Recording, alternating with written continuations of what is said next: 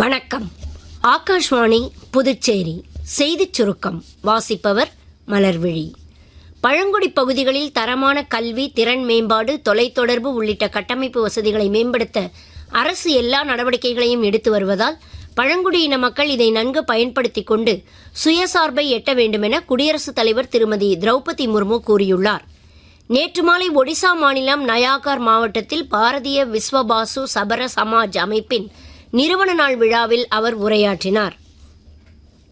காசநோய் ஒழிப்பிற்கான 100 நாள் தீவிர இயக்கத்தின் போது நாடு முழுவதும் 12.97 கோடி பேர் பரிசோதிக்கப்பட்டதில் 7.19 லட்சம் பேர் காசநோய் இருப்பதாக கண்டறியப்பட்டு பதிவு செய்யப்பட்டுள்ளதாக மத்திய சுகாதார அமைச்சர் டாக்டர் ஜே.பி. நட்டா கூறியுள்ளார்.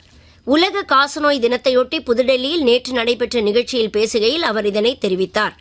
இதற்கிடையே காசநோயை ஏற்படுத்தும் மைக்கோ பாக்டீரியம் கிருமிகளுக்கான மரபணு தொடராக்க பணிகள் முடிவடைந்திருப்பதாக மத்திய அமைச்சர் டாக்டர் ஜிதேந்திர சிங் அறிவித்துள்ளார்.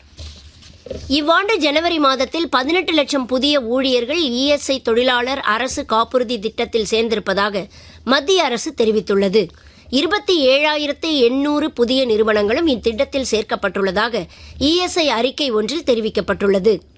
இந்திய பங்கு சந்தையில் அண்மை காலத்தில் ஏற்றத்தாழ்வுகள் ஏற்பட்டுள்ள நிலையில் பதிவு பெறாத ஆலோசகர்கள் மற்றும் பகுப்பாய்வுகளால் முதலீட்டாளர்கள் பாதிக்கப்படுவதை தவிர்க்கும் வகையில் முதலீட்டாளர்கள் விழிப்புணர்வு செயல்பாடுகளை தீவிரமாக்க பங்கு பரிமாற்ற வாரியம் செபி முடிவு செய்துள்ளது.